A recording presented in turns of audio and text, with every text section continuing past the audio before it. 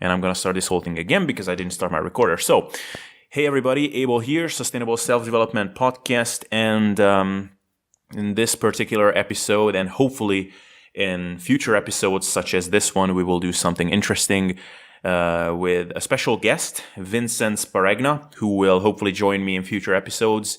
And we are going to document our progress on a few areas of our lives. And of course, in the forefront will be training and nutrition. And in this particular episode, we are going to be talking about nutrition and more specifically, the nutritional progress of Vincent, who is currently conducting a bit of a case study on himself. And but he's going to tell you all about that. And with that, I'll give you the microphone, Vincent, so that people are not completely in the dark, so they know who you are and what the hell I'm talking about here. So Vincent, who are you? What should people know about you? And then we will delve into what you're planning to do with your nutrition in the first place. What's up? I am Vincent Sparagna. I just attend college and I'm interested in fitness on the side. I recently started a website called scienceandiron.net where I offer online coaching services, and I'm currently conducting a case study on myself. As Abel mentioned, we'll be diving into that as the podcast goes on.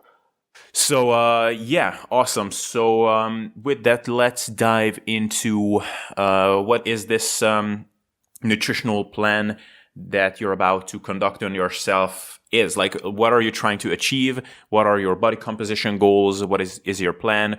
And maybe before you dive into that, maybe you can give a bit of a background as to, you know, what kind of situation you're coming from and what motivated you to conduct this case study. Or I don't even know if case study is the proper term. Like, what are you trying to achieve and why are you trying to achieve it? Just let's start there.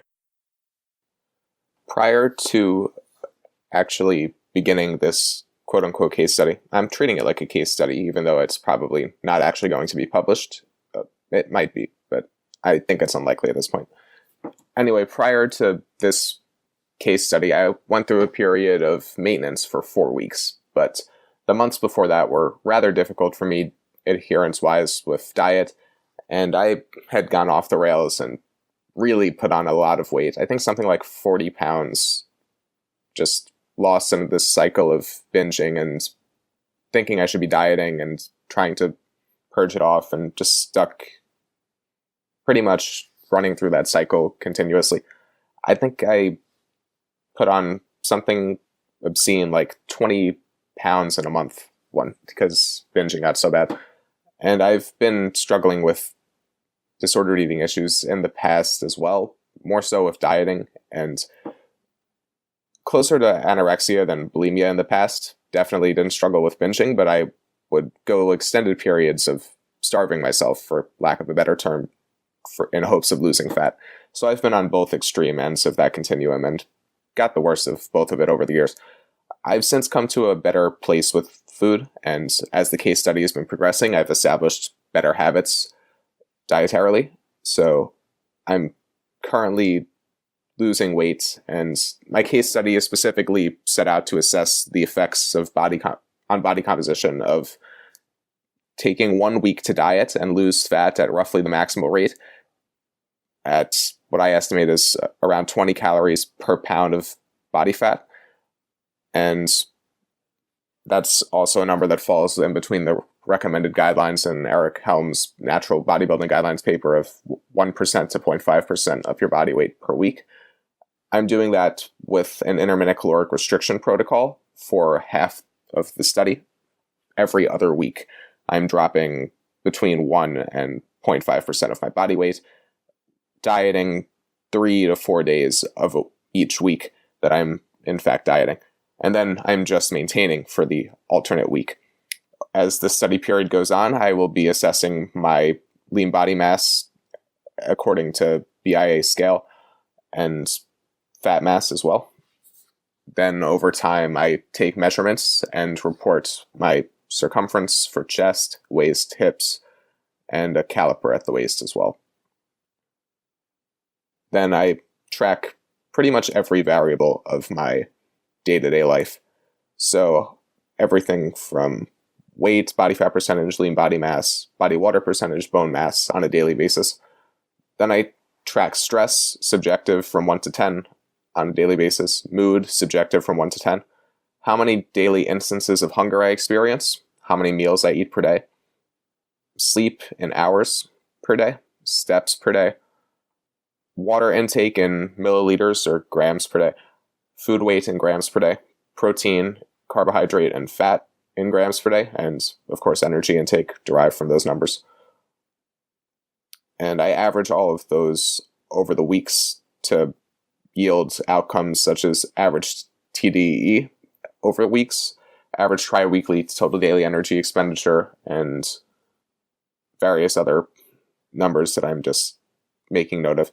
I'm not doing any cardio throughout this dietary period, and I'm going to maintain that constant just for sake of keeping these things consistent throughout the case study. So no targeted cardio, but yeah, that's basically it. I'll let Abel take over. Okay, cool. So, thank you for that intro. That seems like one hell of a precise case study here that you're conducting on yourself. So, first of all, just to backtrack for a second, you mentioned that you have been, you've had some difficult periods, but now you're in a better place and you're just coming off of a period of maintenance. So, how would you evaluate now your kind of situation as far like in a psychological sense? How did this 4 weeks of maintenance treat you? And I think that's a very positive thing overall, by the way, that you've been able to do that. Like whenever I hear that someone has just gone through some real rough period in terms of, having some binges and overeating and purging and all that kind of stuff, of course, that's a red flag for anybody. But when they want to diet immediately after that, that's usually a pretty big red flag for me. But it's good that you just completed a period of maintenance. If I'm understanding correctly, you are dieting every other week, but perhaps it would be now a good point to actually delve into the specifics of what you're doing. So if you want, you can just start outlining your plan as to whatever macronutrient breakdowns, calorie amounts, how you're setting everything up. And we will link all these to the listeners of this podcast so that they can see. So to get into the specifics of the case study, here's my diet template. And this outlines what I'm doing with training and diet days or maintenance days. I have this color coded. So the red days are the diet days. Those are protein-sparing modified fasts in which I will minimize my food intake. Really, if I am eating anything, it's going to be protein. So the last few times I've done this, it's just been skip breakfast, go to school, get back, eat a pre-workout piece of chicken, get back from my workout, and skip my meal that I would normally have later in the day and go to sleep on my diet days. Then on my maintenance days, I have 3 meals per day typically, and that's going to be spread 1 in the morning, 1 pre-workout, and 1 a few hours after my workout, or more like 1 hour after my workout. I train on 5 days a week currently, so I'm in a trained state the vast majority of the time, but for the few days that I'm in a rested state and protein needs are therefore less, I implement my protein-sparing modified fasts, or for the third protein-sparing modified fast I'll have to implement given that I only have 2 rest days.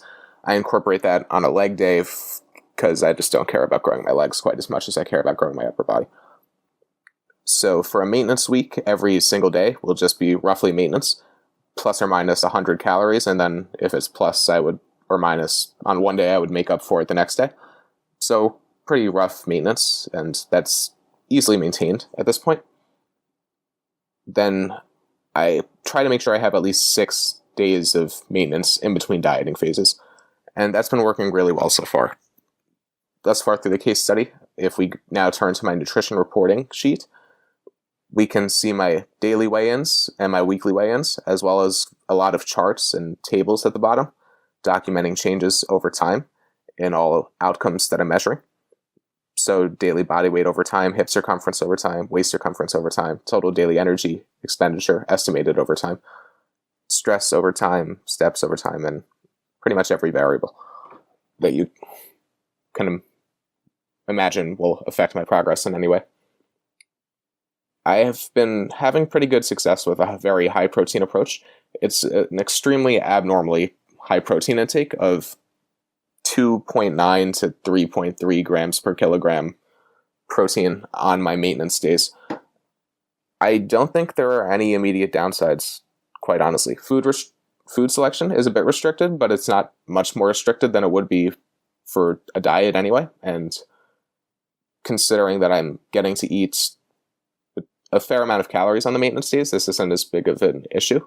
And I don't find it intrusive personally, because I tend to just enjoy eating higher protein foods.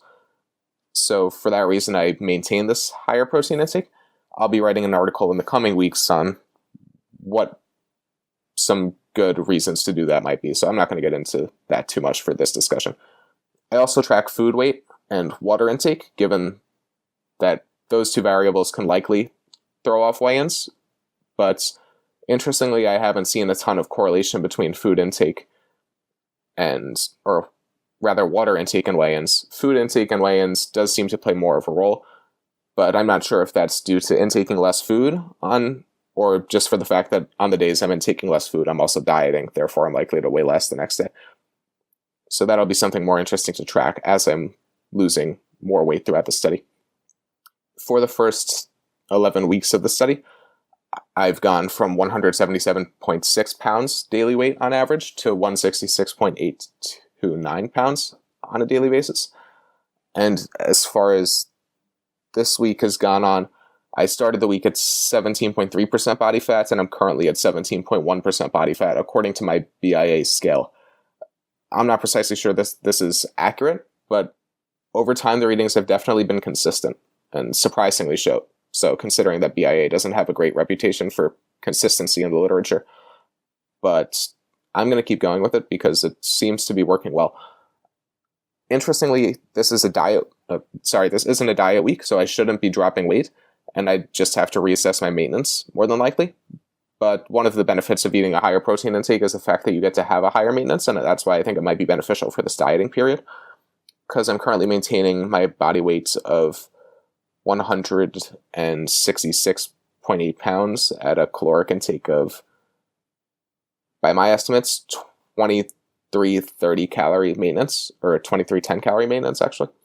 And you can view all of these in the sheet yourself if you swap between the nutrition targets and reporting sheets. And if we go to my average estimated TDEE, or my TDEE per unit body weight, I'm burning between 14 and 17 calories per pound of body weight. And while that isn't impressive at face value, or it isn't so impressive at face value for a dieting phase, I'm also very sedentary. I'm not doing any cardio whatsoever, and I only get physical activity from working out on 5 days a week. But I'm otherwise not moving, and it's rather impressive that I have such a high maintenance intake relative to what I've had in the past, more like 2,000 in the past, or 1,800. So I'm enjoying the unexpected increase in food, which has also contributed to my dietary success, probably, over time. I think I've rambled on for long enough now, so I'm going to let Abel speak. Cool, very, very interesting.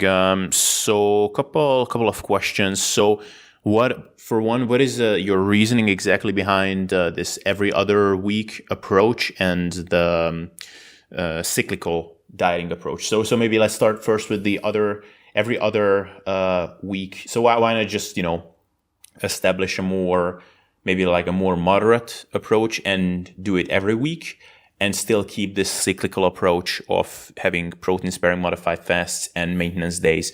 So what is your reasoning behind that, and how do you find it so far, both physically and mentally, psychologically? When you say a more moderate approach, what do you mean? I'm just wondering to fully address that part of the question. Because you said swap this approach for a more moderate approach every week rather than aggressive dieting days, however many times a week, just to clarify.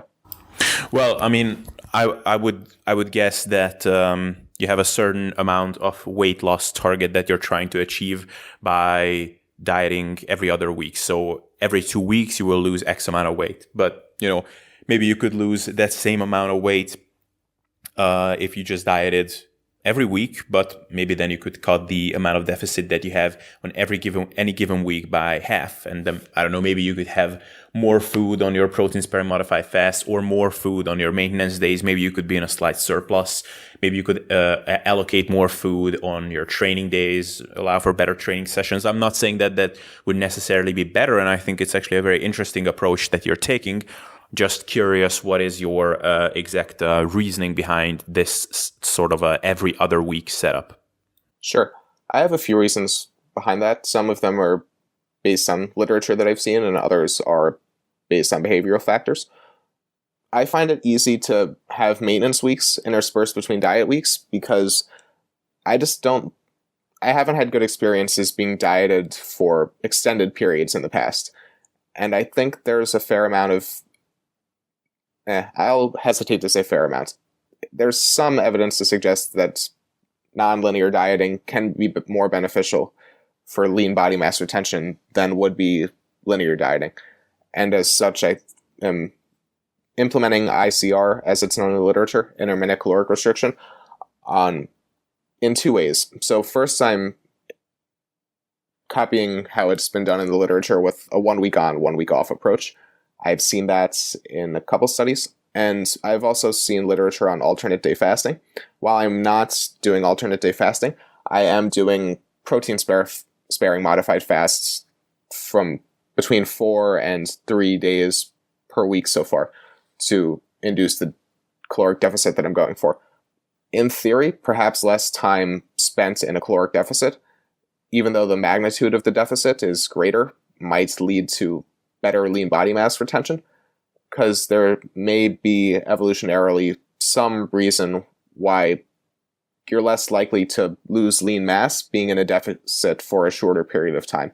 And I guess one can see how that works if you consider hunter-gatherer human beings going without food for a day or two probably isn't such a big deal, and you're probably not going to be losing a ton of muscle mass, or at least not have sufficient reason to lose a lot of muscle mass, given that it might be expected food is somewhat scarce for a few days.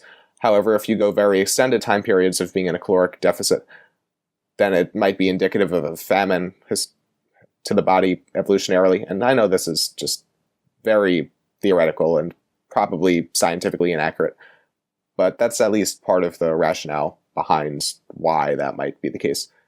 Regardless of what the reason might be, there are some reviews that suggest better lean body mass retention from an approach like this. And I think it's worth trying because it's non-intrusive and it fits my lifestyle rather well, which I think is the main benefit. I like being able to not worry about dieting for a week straight, and even on my dieting weeks, I only have to worry about dieting for 3 days.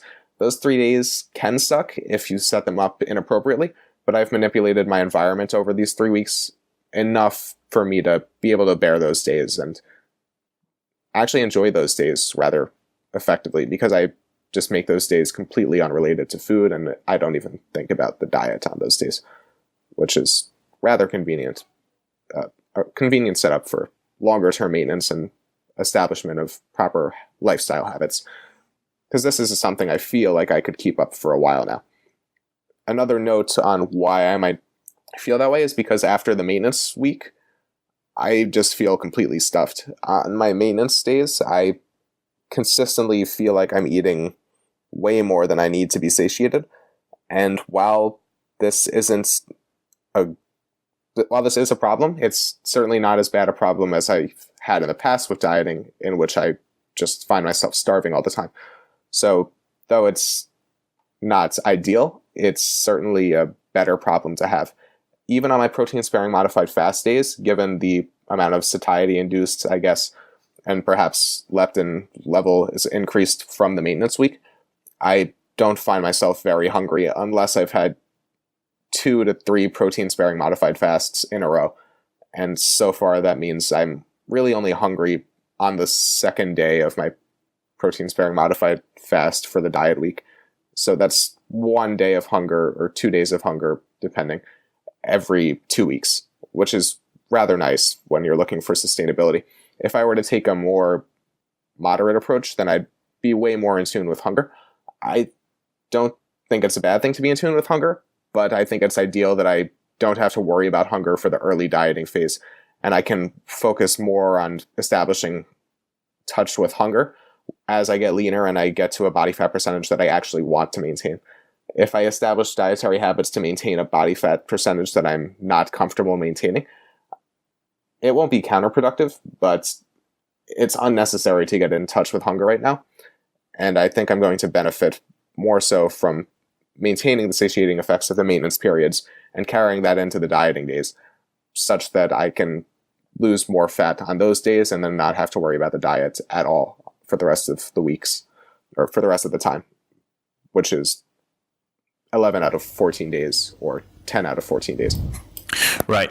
No, I don't think that's unreasonable at all. And in fact, I think that as we now know, or many of us have experienced that, over, especially when you have gone over periods when you have purged and binged a lot of us get really good at cutting aggressively and just slashing our calories low and progressing aggressively with a concrete goal in mind to get to a lower body fat percentage. But once we are there, we're often completely lost because we haven't practiced in a long while, maybe, just eating normally. And I think it's great that you have extended periods throughout this dieting process where we are actually practicing maintenance. So I think that, most people listening to this who have experience with this kind of stuff would be, would approve greatly what you're doing, because by the time you will arrive to your point, you have spent a good chunk of time already basically practicing the state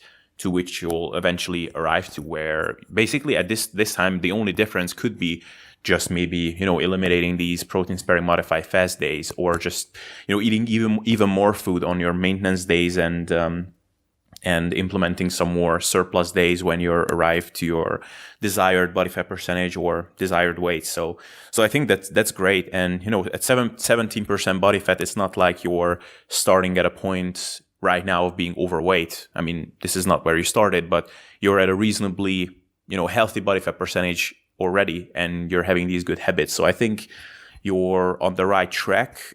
Definitely think that's nice. And I do have plans to make adjustments in the future once hunger becomes more of an issue and I'm at a lower body fat percentage. So as my body fat percentage decreases, I'll certainly be getting hungrier. And while hunger isn't an issue right now, I am keeping in mind habits that you've gone over in previous videos on how to ensure that satiety is achieved with proper behavioral eating habits. And I think those are going to be more useful in the future when I'm dieting. Because right now I'm not emphasizing those too much. I'm really just eating, and the sheer amount of food that I have to eat, I can go about it pretty unconsciously and use large plates, not eat from containers if I wanted to. I haven't been doing all of these things, but if I had to get the extra food in, quote unquote, I could certainly do so. And what's cool about my current level of intake is, according to what you've told me in the past, it seems like I have a very low intake of food in terms of weight rather than calories. And I think that lines up with my past experience, because in the past I would look at something like beans or nuts as very calorically dense and extremely difficult to work in. But that's actually making up a lot of my current dietary intake. It's just composed of meats, often, meats, beans, and nuts at the moment, which are good foods to maintain for a dieting period, but I really don't have any vegetables in my diet. I have a few fruits, given the blueberries and kiwis on a regular basis, sometimes avocados, but really I have a ton of room to implement fruits and vegetables for higher satiety later on as the diet progresses, because currently my food weight intake is extremely low, or relative to what it has been in the past at the very least, it's extremely low for me. And I intend to continue underloading food volume as this period of the current caloric intake I have is maintained.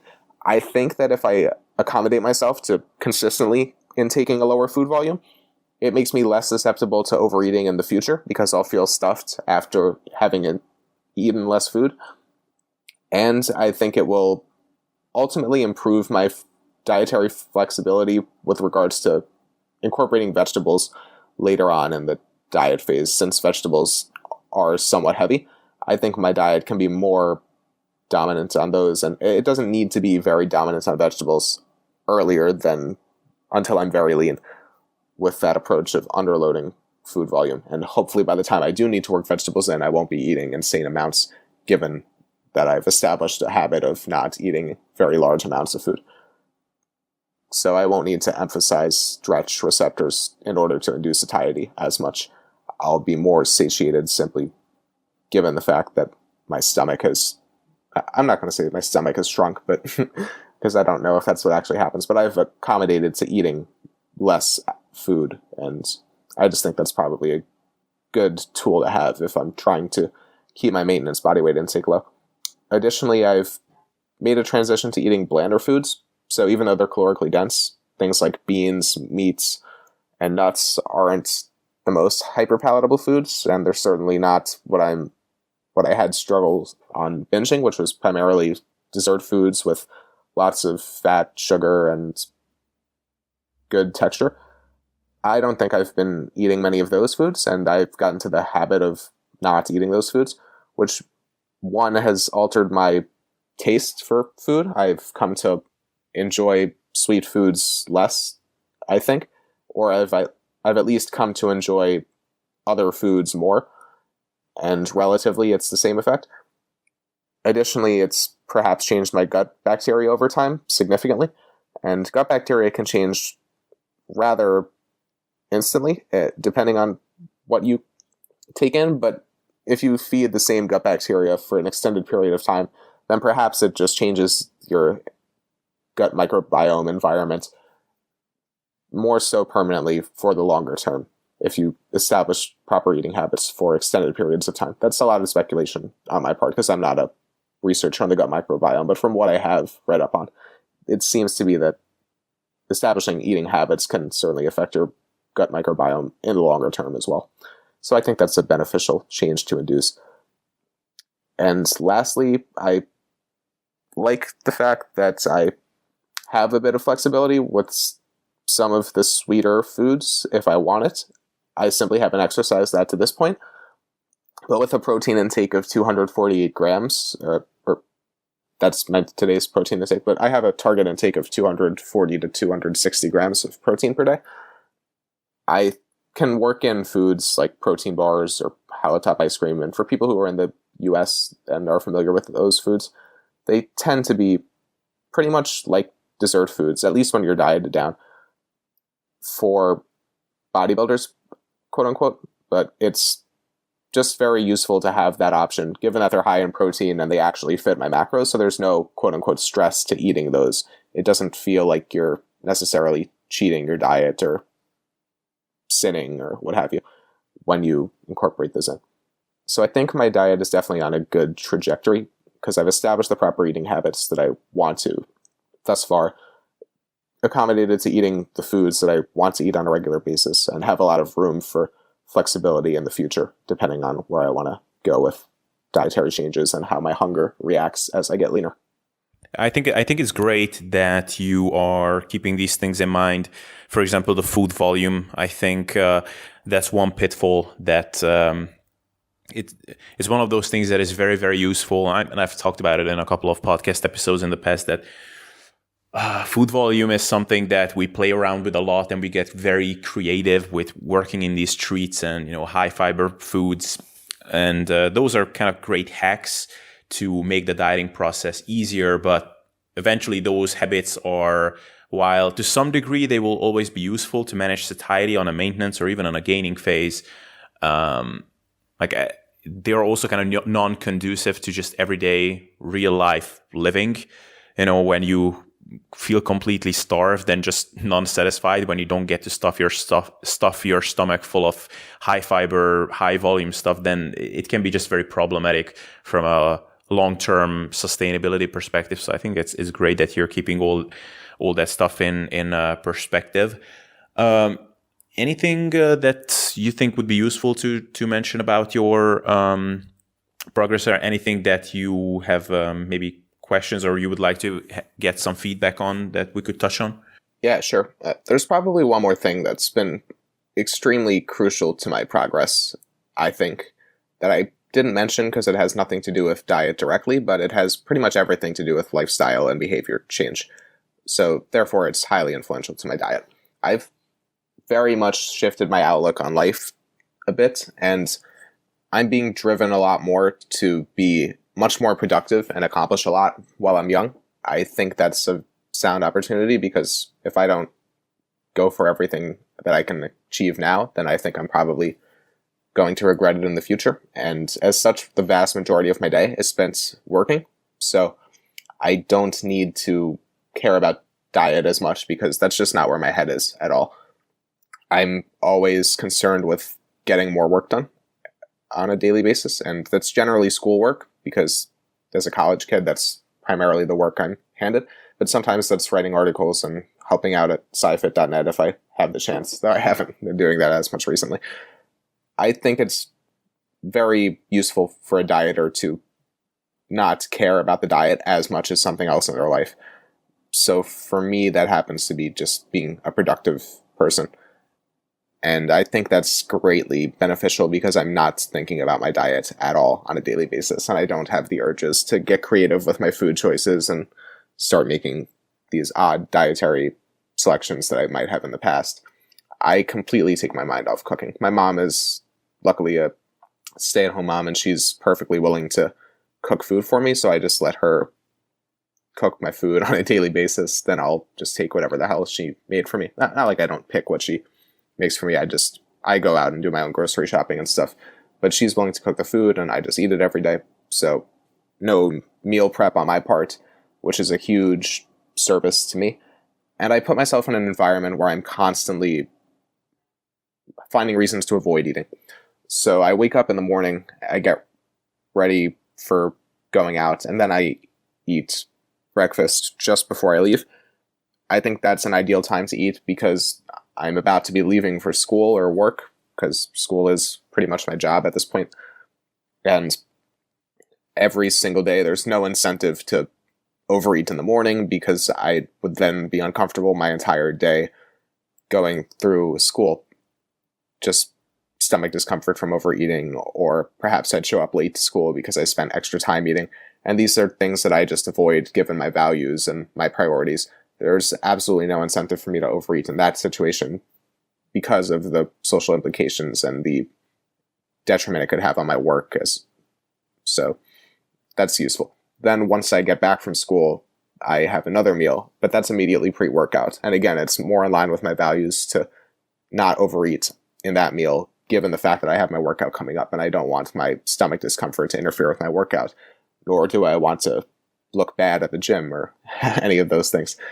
So, and getting the workout is higher priority for me because I'm conducting this case study. It's like, well, I could skip the workout and overeat, but who am I doing any service to? I'm really not doing well. And even on my rest days, I still have the incentive of getting right back to work after that meal. So that works ideally too, because I prioritize getting my workout in and getting my work done more than any of those things. My third meal comes right before I would be doing my hygiene routine and getting ready to go to sleep. And I value sleep greatly because of the former two things that I value, and diet as well. Sleep is significant for maintaining proper appetite and metabolism throughout the dieting phase. And I really emphasize getting a ton of sleep so I can be more productive on my work and my training and have the diet flow over more smoothly. So I wouldn't be tempted to overeat before bed either because I don't want to interfere with my sleep given a bloated stomach or digestive issues while I'm trying to fall asleep, or having to get up and go to the bathroom a bunch of times if I drank too much of something or had a liquid calorie beverage or what have you. So I really just never put myself in a position where I'm able to overeat. And on my diet days, I just spend more time at school and more time in the gym to compensate for time that I would have spent eating. So, or more time at work on my computer if neither of those two options are available. So definitely just shifting your mentality to not care about food as much and really prioritize what you want your life to look like. Do you want to be the guy that just eats all the time and yeah, he enjoys it, but that doesn't accomplish very much, in my opinion. So I don't find satisfaction in being the guy that eats these bizarre meals and finds them luxurious, or retreats to his sanctuary every night because he hasn't enjoyed his day at work or something, and now he just gets to eat his meal and listen to his podcast. That was me at one point, and I can't say I look back happily on those days. I think it's much better from a lifestyle approach, and just all of my relationships, in addition to my personal self-worth, if I am more productive in my daily tasks, if I take pride in going to the gym, getting my work done, getting my sleep, and being a skinnier person over time with food restriction when appropriate. You can comment on that, Abel. Oh man, yeah, that was so well said, and yeah, it brought to mind a lot of things. But it's when you have established bad habits over a long period of time, it's, for one, obviously it's manifesting itself in the binging, overeating, and constant follow-up restrictions and just slashing your calories. That's one thing that's kind of the obvious stuff. And of course, the corresponding weight gain, all that kind of stuff. But a lot of the things that you establish as habits and identity are not as immediately apparent. And, I've talked about it a lot on the podcast, how I had some not so healthy behaviors around food in the past. And, even now I'm noticing myself, like, why am I spending so much fucking time cooking? Like, I'm doing a lot of the things that I used to do, in my perma dieting periods. And that's not because I need to do those things. It's not because I'm hungry anymore or anything. Like, I'm well fed, I'm healthy, physically and mentally, I would like to think.